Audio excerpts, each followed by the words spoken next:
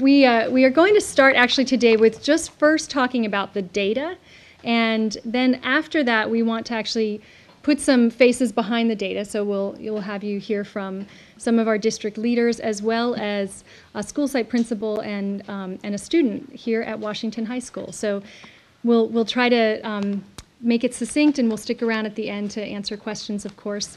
And I will start by introducing our Head of Research Planning and Accountability, Ritu Khanna. Thank you so much, and welcome to our press conference. I have the honor to present these wonderful results. Okay, we see an upward trend. These are the CST results for this year. The students were tested in the month of May. And these are the results that we see. They have moved in English language arts, from 47.5% to 57.4%. So you do see a double digit or a 10% increase in this period of time from 2006 to 2011 in English language arts. So again, in English language arts, we have seen over these years a 10%, approximately 10% increase from 47.5 to 57.4. Come on, let's hear it for San Francisco. And it's spectacular students, outstanding teachers, great leaders. Okay, let's move on to mathematics. What do we see in math? In math, the CST mathematics test is given from grades 2 to 7. And after that, they start taking algebra, geometry, algebra 2. So just from grades 2 to 7, what is the mathematics trend? You see that the scores have gone from 56.6 to 66% in this period of time from 2006 to 2011. So again, an upward trend every single year. Okay, so again, let's hear the joy.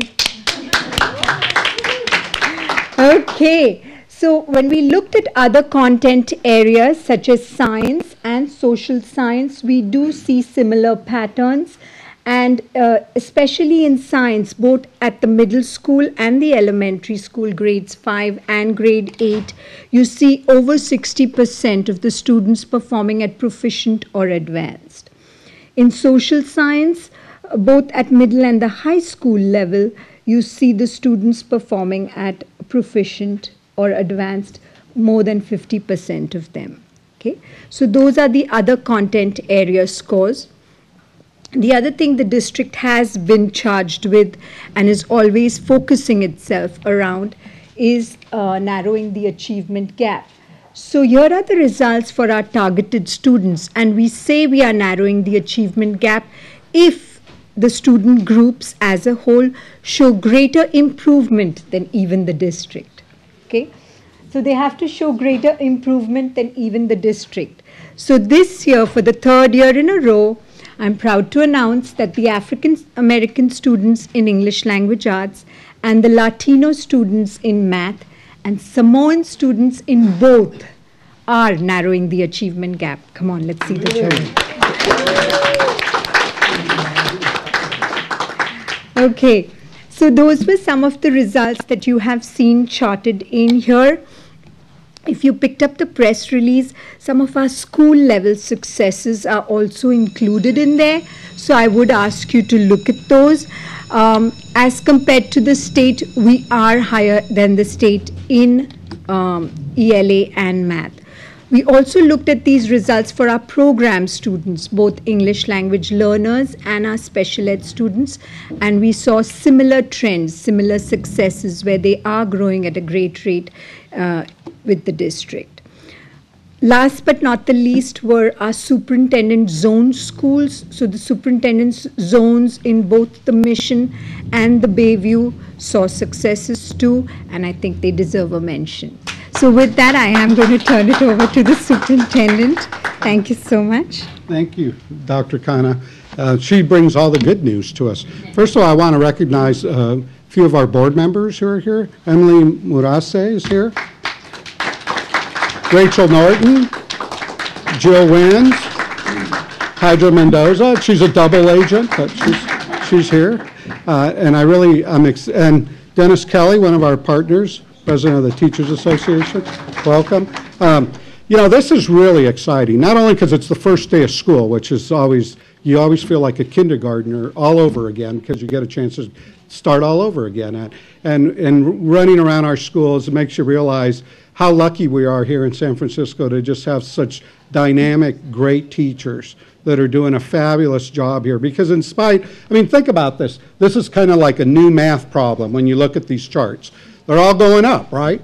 And yet if you looked at our funding, it would be going down.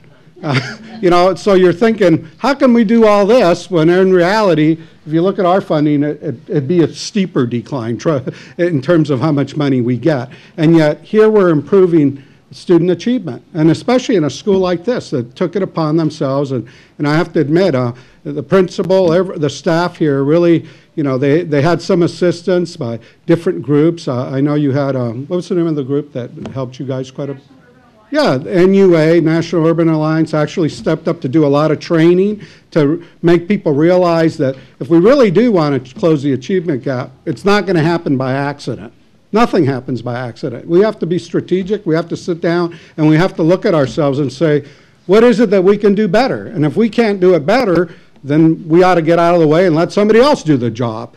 But the reality is teachers here in San Francisco, principals, staff, can do it better. And we're living proof of that when we start focusing in, and I'm really proud that we took on a strategic plan that we adopted the school board in 2008 and said, no, we're going to make a priority to have African American, Latino, and Pacific Islanders show some growth because unfortunately they've always kind of been at the lowest level. And that was unacceptable to the board and I think to our community. And so everybody stepped up and said, no, this is a social justice issue. It's the modern day apartheid having, an achievement gap because who's affected by it? Our poorest, neediest people in our city, and they need to be supported. So we made it a point, and all the schools, every school in the district had, convenings with their staff, with community, and said, okay, what can we do about this? If this is a civil rights issue, what difference can we actually make? And everybody got together and started to think differently, started to say, well, we noticed that in our schools, some kids don't have access to all the major things that they ought to have access. So we thought, well, what would an equity-centered school look like? If we could design it from scratch, what would it look like? Well, really, this doesn't surprise me because what you see here is the dreams and aspirations of a great community like San Francisco, where the school board, where you have the teachers unions, you have everybody, administrators, classified workers, everybody saying, this is a civil rights issue and our children deserve a better education. And look at folks, they're doing it. That's a real tribute to the work out there. And I want to do, she said, Dr. Khanna doesn't want me to brag a lot about stuff, but why not? Everybody always points out what's wrong with education. Today I'm going to share with you what's right, especially here in San Francisco. What's right is if you look at our graduation rates, 82% of our students now are graduating from our high schools here in San Francisco. And you compare that to the state of California, that's only 74% in the state of California. So we're doing way better than everybody else is. When you look at dropout rates, the state rate is 18%, our rate is 11%. So we're doing some great things there. When you look at suspensions, this is something that, sometimes people don't look at it, but when you look at suspensions over the last few years, in the last 5 years, we've reduced over 1,000 kids getting suspended in this school district. And that's because we're practicing restorative justice, that there's got to be, what good is it to suspend the same kid over and over again? Let's find out why are they getting suspended, and let's start working with them and their families, provide a support network. And the city, I have to thank you because they've partnered with us to do some of these things. DCYF, everybody is pitching in to make a difference, and it's paying off. Then when you look at one of the things that we brag about, if you look at 10 years now, we've had increasing test scores in this school district for 10 years. 10 years. That's something that's amazing. And then if you look at the last 3 years, what we've done with African American, Latino, and Pacific Islanders, our Samoan brothers, what we've done here is that they're actually showing the most growth of any group in San Francisco. They're showing double-digit growth. You find me a place in this country that's doing that. That happens here because of the dedication of everybody who's in this room and out in our great schools. Then when you start looking at some of our superintendent zones.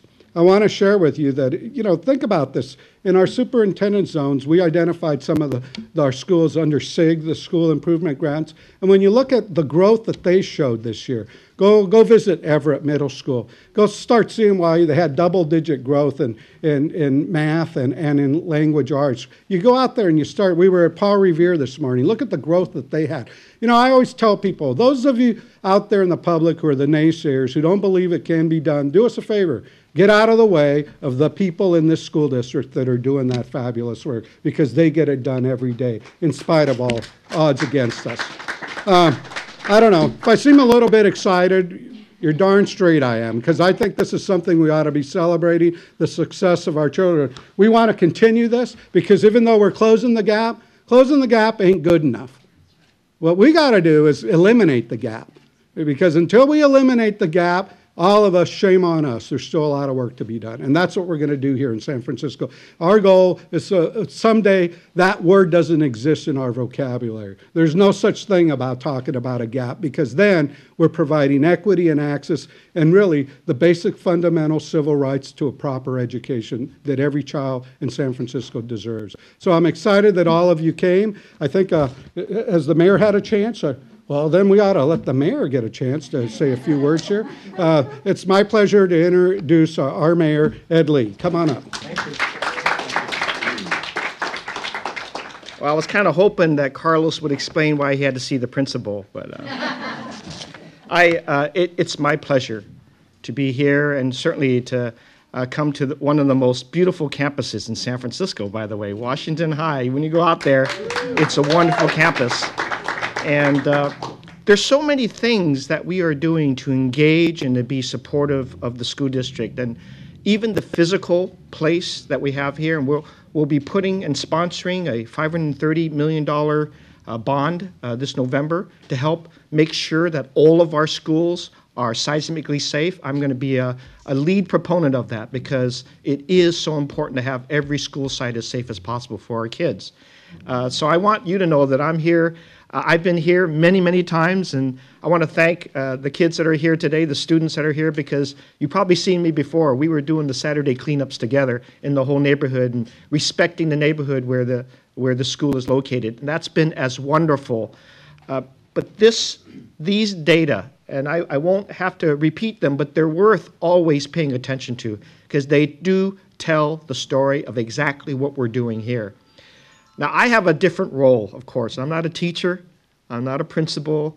I'm the mayor of San Francisco, and I know that at the heart of school districts, it's about those partnerships with our district. Years ago, the school district was seen as something separate from the city, something the state did, and whether they failed or succeeded, it was their problem. Never again will that happen in San Francisco. It cannot ever happen that way. And the reason is because it's our kids, our residents of our city, our families that are here wanting to see help from the city, whatever help we can do. And we've been helping a lot.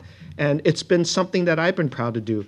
When I heard, for example, earlier this year that maybe about 900 kids that from all over the city might not be able to make it through graduation because they had failed their courses in math and science, we went right to work.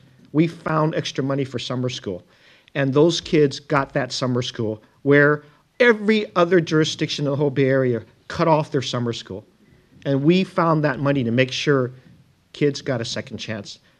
There are many reasons why they get distracted, and we understand that. But we weren't going to let go those kids and not have another generation of people not be able to graduate. Because without that math and science score, I knew, and everybody else knows in this city, they wouldn't be able to qualify for graduation. Those are the new standards.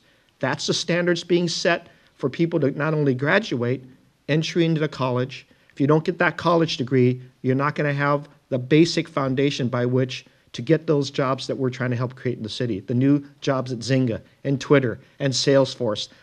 Really good paying jobs. Jobs that I always talk about to kids in high school, saying you got to complete college. When you got that college degree, you're going to join the Millionaire Club.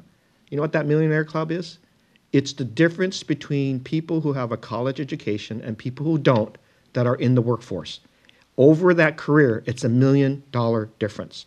And that's why this data, that's why this improvement is so darn important for us, because I want every kid in our school district system to be successful, not just graduate from high school, get into the college, get the colleges of your choice, and then be successful human beings and get the best jobs that we can possibly offer. That's the ultimate story here. While we're doing that, there's going to be distractions. There's going to be shortages of funding. There's going to be challenges that this city faces. And I want to work with every element of our school district, from our unions to the teachers to the administrators. And it's like not only just cleaning up the area around the schools, but when Hydra notifies me and Carlos notifies me that there's some foundations that have some special funding to hit at these gaps that are so hard to hit at, I'm going to be there. I'm going to be there as the mayor of San Francisco talking to these foundations.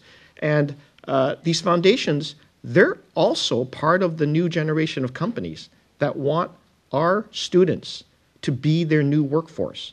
And so they see an investment for 10, 20 years down the road. If they put in a few $100,000 or more into the public-private relationships that we have and grants that we are going for that are viewed through and processed through the most excellent educational foundations that are gathering this type of money and focused on where the gaps are. And as Carlos said, it's not just about the gaps, but if we can make the bridges on these gaps with the additional funding, focused and targeted on the things that distract the kids, whether it's the tremendous pressures that kids have on, do I balance looking for a job versus going to college? Should I spend time in summer school or try to get more money for the family? We have family challenges that are not being addressed by the state. What do we do about that? If we can get those gaps identified so that students have all of their attention focused on their career building, on their academics, on their ability to succeed in all the classrooms, the city then will have done a good job. We can't abandon this. We can't let them be isolated. And that's why I keep Hydra very close to me. Every 2 weeks, we're meeting about what we can do for our school district. Where can we help as a city?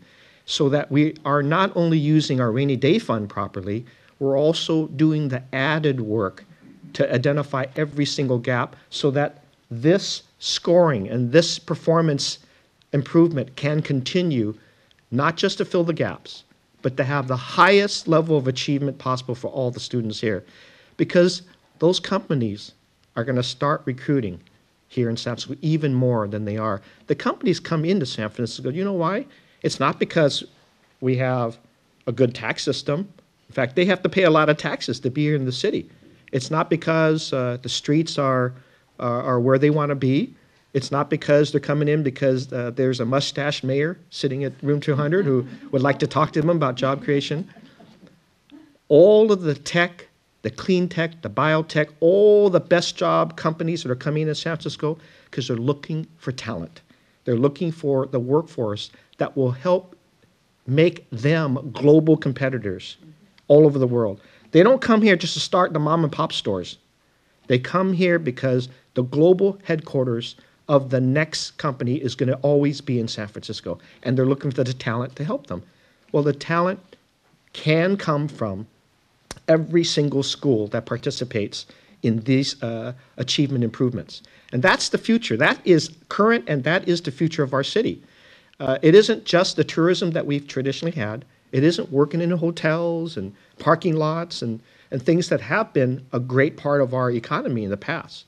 It is now the technology leadership that this city has to offer, the innovation in the medical research field, the innovation in the clean tech field, all of the new jobs in Mission Bay, Hunters Point. It's all going to be about the best educated workforce that this city can provide. And that's our future. That's the foundation.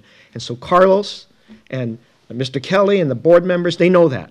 They know that they've got your future at stake when they say, we will invest and we will work with the city together, collaborate every possible way, whether it's summer school, whether it's cleaning up the neighborhoods, whether it's supporting the principals and the things that they have to do, whether it's giving enough resources to every single teacher in the classroom so they can feel comfortable that they've got the tools to help you. And then ultimately, it's thanking the parents of our kids because they want that relationship with the school district. The parent-teacher relationships are probably the most important things that we have in this city. And as long as I keep great communication levels on in the city hall, and that's what I've been about, talk to everybody, make sure they're connected up, make sure the parents feel investing in their kid and making sure you're not distracted by things that won't keep you in school. Those are the things that we invest in. So I want to thank the students here. I want to thank the board members that are here today, the parent-teacher advisors that are here. I want to thank the school administrators because you and I, it's our jobs, but I think we enjoy success. We really enjoy seeing this improvement, and I want to keep it going. And every week that we have a chance to identify something else we can do for our district improvement, I will be there for you. Thank you very much.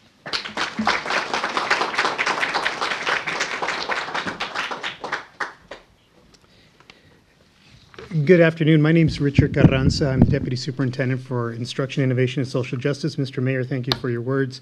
You know, in 2008, this community and this Board of Education made a very strong and bold statement. Actually, the ripple effect went across the country.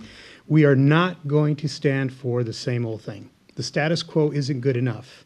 And as long as we have an achievement gap, then our educational system, if it's not good enough for those achieving at the lowest levels in our school system, then it's not good enough for anyone. And when you think about it, it was a very inspirational, very aspirational stake in the ground that said, we're just not going to do things the same old way. Well, I'm very proud to say to you that from the aspirational, we've gotten to the very nuts and bolts. And one of the questions and one of the things that I'm here to talk about is how have we seen this kind of growth over these last 5 years that are continuing to put us on a trajectory to close and eliminate the achievement gap. It's actually very simple when you think about it. It's engaging our parents to understand not only what schooling is about, but what their role is in the school process. But if we fundamentally believe, which we do, that the most critical element of any school improvement is the teacher in the classroom. That's where the magic happens. When that door opens and students come and teachers come, there's a magic that happens in that interaction that budget cuts, that obstacles can't get in the way of. So what we've been able to do and what we are striving to do is to give teachers tools so that they are effective in the classroom. So what we've done is really focused on standards-based instruction. The notion that all students know where they are and at what time and where they are in mastering standards. This past year we implemented a system of benchmark assessments which give teachers real-time data to understand what standards students have mastered and which ones they haven't quite mastered.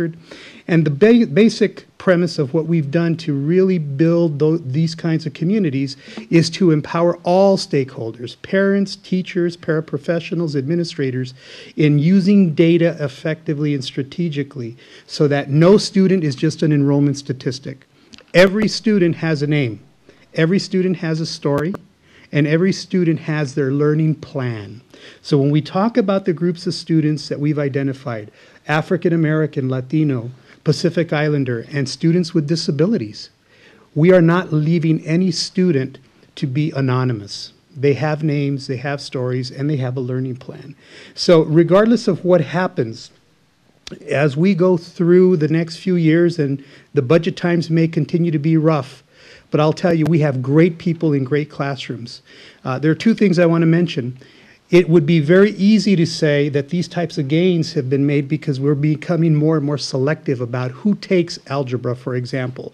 Well, I'll tell you, 5 years ago, where we had very few students at the 8th grade level taking algebra, we've blown the doors open in terms of access.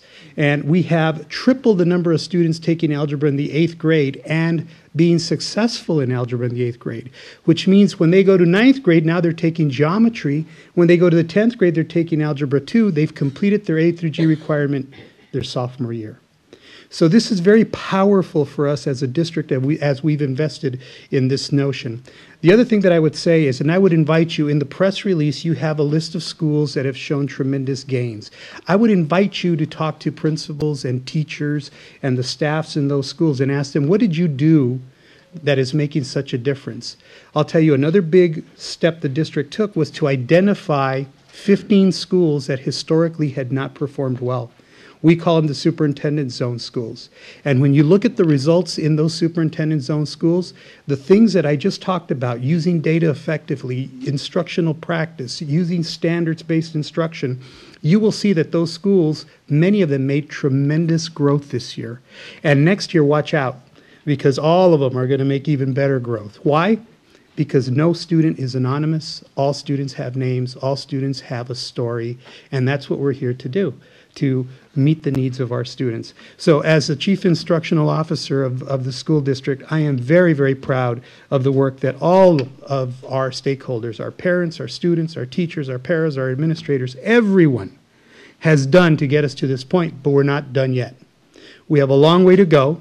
And probably most importantly, as a parent of 2 children in San Francisco Unified, I am so proud to say we are San Francisco Unified School District parents.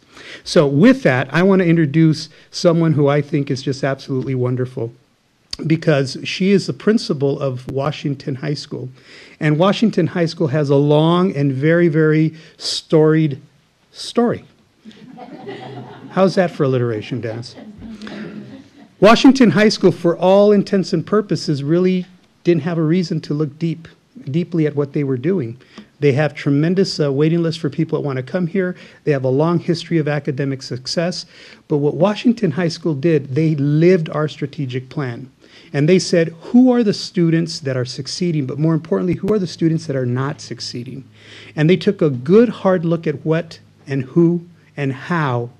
And they implemented some changes this past year, which I'll let Principal Lovren describe to you, that have absolutely made a difference in the lives of our children, especially the children we've identified as part of our achievement gap. So it's with great honor and great humility that I present to you Principal of Washington High School, Erica Lovren.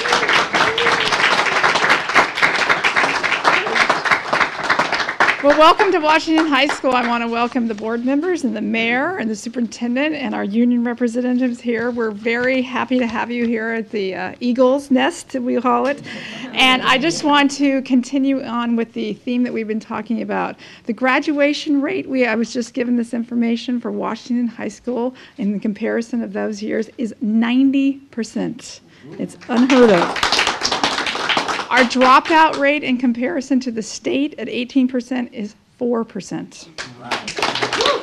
And our suspension rate has decreased across all grade levels and all ethnicities past year. Now, our CST data in English for the last 2 years, 2/3 of our students have increased at least one performance level or maintained. So we're extremely proud of that. But I want to key in on what Richard Carranza said. I can't remember your title, I'm sorry. It's way too long.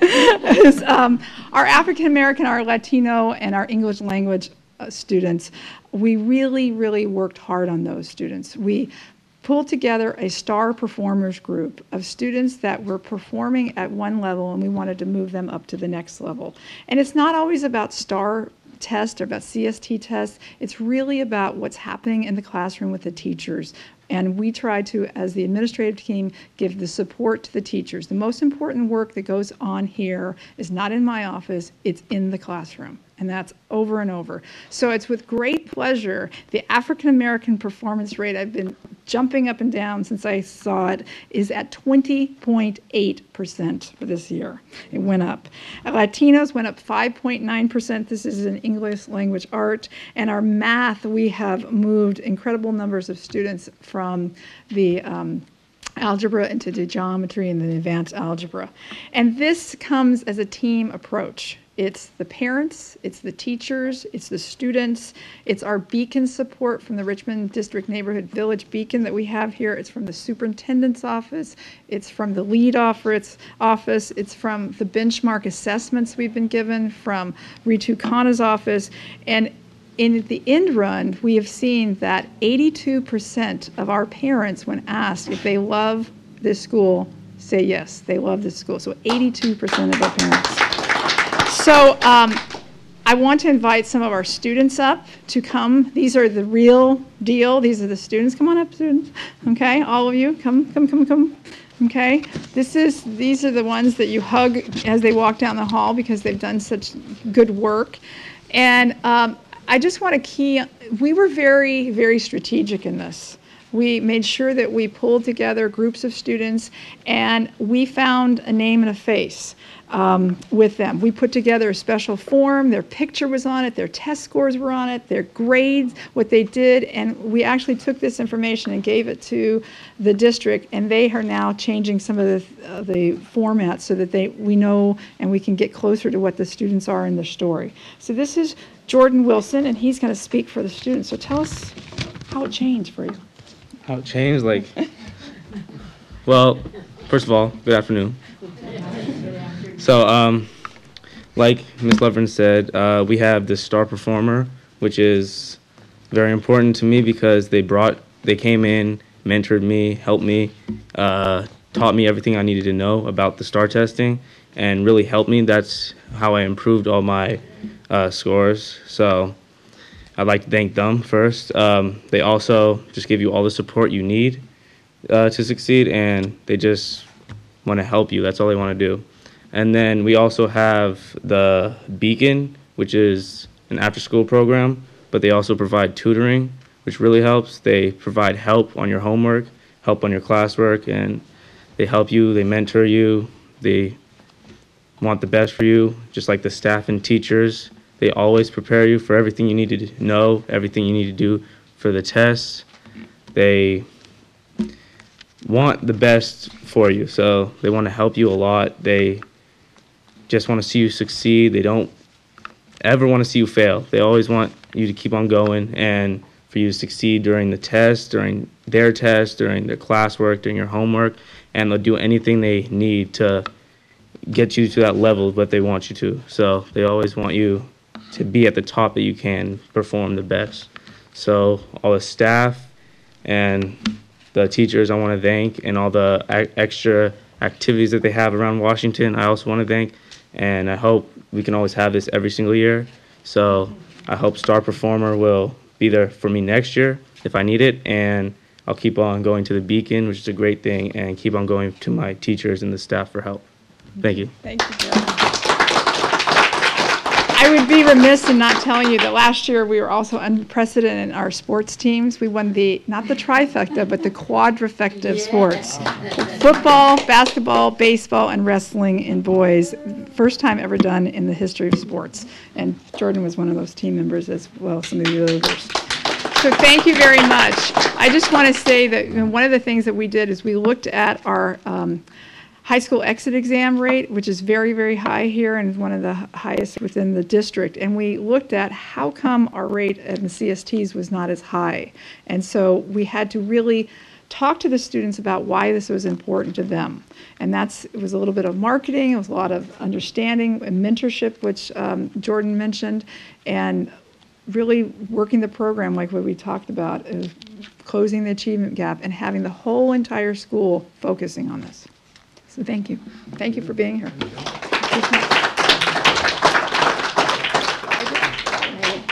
Thank you, Erica. So I get to close it out, which is really sweet for me because I'm a Washingtonian. So I went to the 28 years ago that I graduated from Washington High School, and the library actually looks a lot smaller now that I'm older. But this was such a wonderful school, and I can't say that I contributed to the proficiency rate back then, but I'm so proud of our students and our teachers and how wonderful they've done.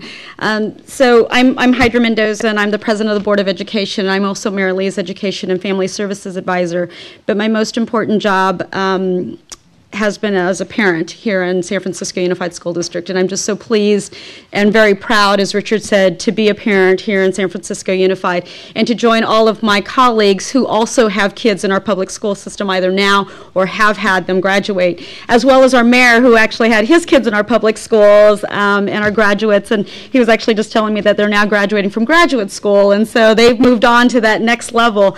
And it's just a real wonderful place to be as a parent and to have somebody at the helm who has also sent his kids to public schools all these years. You know, we continue to struggle with the challenges of our school system, and to see this kind of growth over the last several years has just been tremendous, especially with our targeted students. You know, we really wanted to put a lot of our energy and our resources in the places that needed it the most, but we did not lose sight of all of our students. And I think that the growth really indicates that we as a district have grown substantially, and it's been a real honor to be on the school board during this time to see how well our kids have done. And I really want to thank my colleagues, and Norman Yee's here as well, our vice president, who has been on the board for several years, along with Jill and Rachel and Emily. Our school board has been really focused, and we've been purposely thinking about what our priorities are and making sure that the work that we do in our schools falls under one of these priorities, because we can't be distracted any longer. Our kids are our biggest concern, and I think over the last several years we've really have said, you know, enough is enough, and we've fought with other parents about what they think is good and what we think is good. And we've really had to think about what kinds of tools we need and support that we need to give to our teachers and our principals, as well as the tools and what Jordan was talking about that we need to give to our students, and really ask them what it is that they need and want in order to achieve. And so we're taking a very different approach to the way that we're educating our kids, and it's not just about our test scores either. So these look beautiful and wonderful, and I'm really proud of them, but it's also about how we're educating our kids holistically. How are we making sure that their families are safe and secure and are employed, and how it is that we're working with our unions and how we're supporting our teachers. So it's a holistic approach to the way in which we want to serve our kids. And we were hearing, we've been in schools all morning, and it's been terrific to hear some of the services that I think the city's been able to provide that enables us to make sure that you as students are succeeding, whether it's the wellness centers, which were beautifully equipped to bring in our kids to talk to them about the challenges that they're having, the Beacon centers, the after-school programs.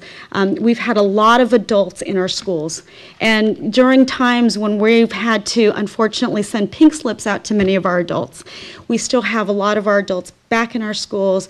We were thanking them for showing up. We were thanking them for being around. The mayor has been asking the kids to reminding them to thank them, to remind them to thank their parents when they get home, because this is a really big responsibility for us as parents to ensure that our kids are actually showing up to school.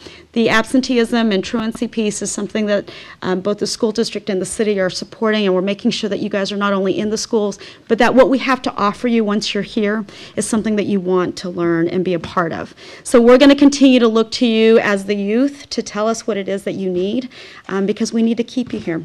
And then I think our responsibility as a school board is to set those policies that'll matter in the long run. And then we're going to be looking once again to our administrators union, our teachers union, to help us direct our resources and to figure out what it is that we can do to keep all of the cuts as far away from the classroom as possible. Rita, you always do such a terrific job in helping us to understand this in layman's terms, and so we really appreciate all that you've done. But to the teachers and to the administrators, to the students, congratulations. This is a really wonderful day for us to see, and we're going to continue to do that. And there's a lot of senior staff in here also, and without the staff, we really would not be able to support you the way that we have been over the last several years. So congratulations. Erica, great job. Go Eagles. My daughter would not appreciate that since she's elsewhere, but we won't say the the school in this building. But it's really great to see. And I think, we're also, we want to be able to raise the standards. We want to be able to offer more AP classes. We want to see our kids graduate. And we're also looking at it from early childhood education to 20. We want to see you guys go. We want to make sure that once you graduate from here, we get you through college and you graduate college. So we've got a lot of mechanisms in place, whether it's the San Francisco Promise or Bridge to Success, or we've got many things that we're doing collectively and collaboratively to ensure that our kids are graduating and doing well, and starting from preschool, because we want to make sure that the gap doesn't start. Because as we're starting to narrow it up on our higher levels, we want to make sure that it doesn't begin in our lower levels. So thank you all. We're really proud of San Francisco Unified School District, and this is a great time to be able to say that 10 years in a row we've been seeing high achievement, and I'm so proud, as we all are. So congratulations to the students and the teachers.